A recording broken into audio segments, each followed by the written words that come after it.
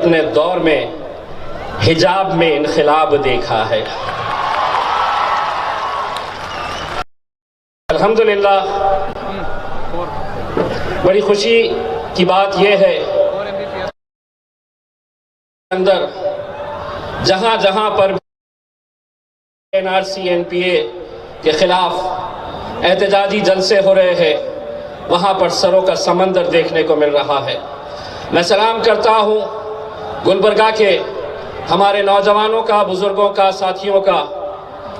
इतनी सारी भीड़ तो इकट्ठा करने के लिए औरों को 300-300 रुपये में लाना पड़ता है, और हम है कि हम अपने जेब से पैसा खर्चा करके यहाँ पर आए हैं। एक पैगाम देने के लिए आए हैं इस मुल्क के वजीर आजम को।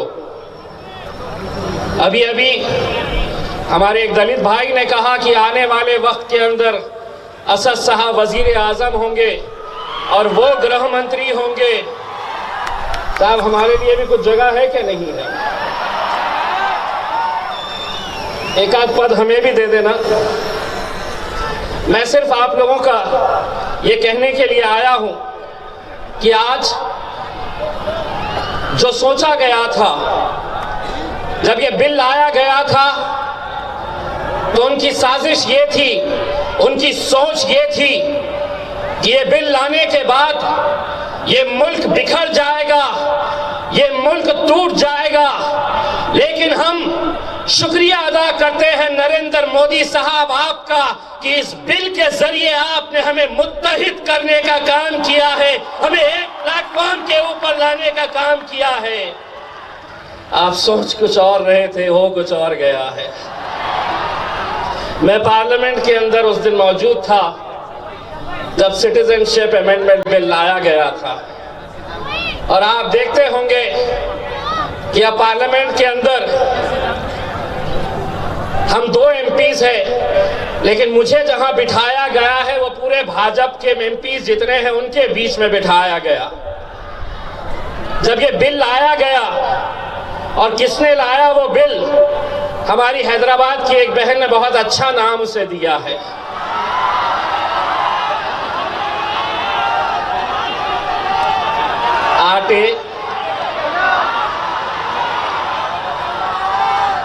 आटे का थैला। मैं उस बहन को यकीन मानिए एक बार जाकर मिलना चाहता हूं, क्योंकि रोज हम उसे देखते हैं पार्लियामेंट में, लेकिन कभी ये एहसास नहीं हुआ कि अरे ये तो खशखशा है, ये तो मुरमुरे का थैला है। मैं शुक्रिया अदा करता हूं हमारी उस बहन का जिसने इतना प्यारा नाम उसे दिया है।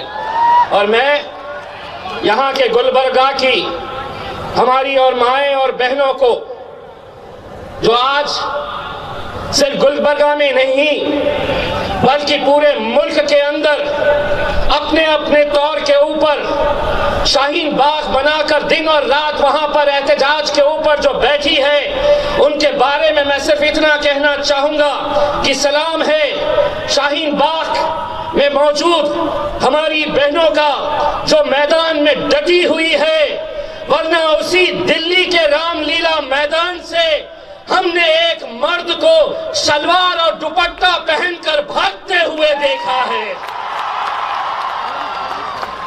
याद है ना कौन भागा था?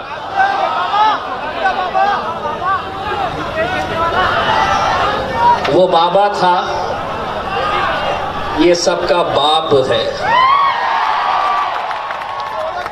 मैं उस दिन जब मौजूद था और वो बिल लेकर आए, तो मेरे अतराफ भाजपा के जो MPs बैठे हुए थे बड़े फख्र से कह रहे थे कि देखो हमने ये बिल लेकर आ गए, अब तुमको जाना पड़ेगा।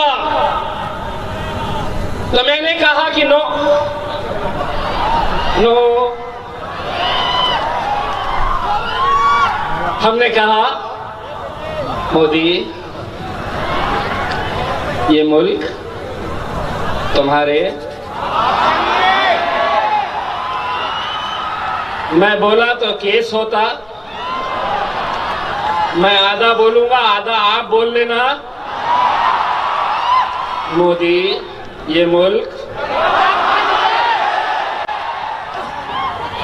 अब केस भी नहीं होता, और अगर बनाना भी चाह रहे हैं तो बाबा जी का ठुल्लू मिलने वाला है। कितना लड़ेंगे, कितना इंतजार करेंगे? असद भाई साहब से तो हम ये इल्तिजा करना चाह रहे हैं कि आज आप ये ऐलान कर दो कि मोदी जी लाओ, आप सीए लाओ, एनआरसी लाओ, एनपीए लेकर आओ। जब भी कोई आएगा मेरे घर पे दस्तावेज मांगने के लिए तो मैं दूंगा, लेकिन एक शर्त पे दूंगा। मोदी जी, तुम कहां पढ़े थे? नहीं है ना दस्तावेज? इतना ही नहीं, मैं दूंगा दस्तावेज अगर मोदी जी आप ये बताए कि आखिर ये चाय आप बेचते कहां थे, कौन पिया है आपके हाथ की चाय? कोई एक जना तो बताओ जो कहे कि मैं मोदी की टपरी से चाय पीता था करके। कहीं कोई नहीं है। इसीलिए हम चाहेंगे असद साहब, आप ऐलान कर दो, बिल तुम लाओ, सरकार तुम्हारी है, आंकड़े तुम्हारे हैं, तुम जो चाहे लाओ, लेकिन दस्तावेज मांगने के जब मांगने के लिए हमारे पास आएंगे तो हम आपको कहेंगे दस्तावेज चाहिए तो लो, घंटा देंगे हम तुमको, और अगर नहीं देंगे तो क्या करेंगे? अरे इतनों को ही तुम संभाल नहीं सकते हैं, मुल्क में हम कितने हैं तुमको अंदाजा भी नहीं है इस बात का। और बिल लाकर बहुत अकड़ रहे थे और कह रहे थे कि अब हम बिल लेकर आ गए हैं। उसने कहा कि देखे हमारे अध्यक्ष ने कितना अच्छा भाषण दिया, अब तुमको जाना पड़ेगा यहाँ से मुल्क छोड़कर। मैं बोला तेरे अध्यक्ष ने तो भाषण दे दिया है, अब मेरे अध्यक्ष का भाषण सुन। और जब मेरे अध्यक्ष ने भाषण देने के लिए खड़े रहे तो एक ऐसी चिंगारी वहां पर लगी कि पूरे मुल्क में आज एक ऐसा माहौल तैयार हो गया। भाषण खत्म हुआ और असद साहब ने कह दिया कि तूने बिल लाया, तूने ये कानून लेकर आया, तेरे इस कानून का, तेरे इस बिल का मेरी नजर में क्या हैसियत है ये देख मोदी, ये देख अमित शाह।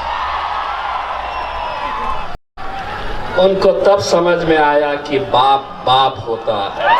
बहुत बहुत शुक्रिया, बहुत बहुत शुक्रिया, बहुत बहुत शुक्रिया इम्तियाज जलील साहब। अब मैं शोला बयान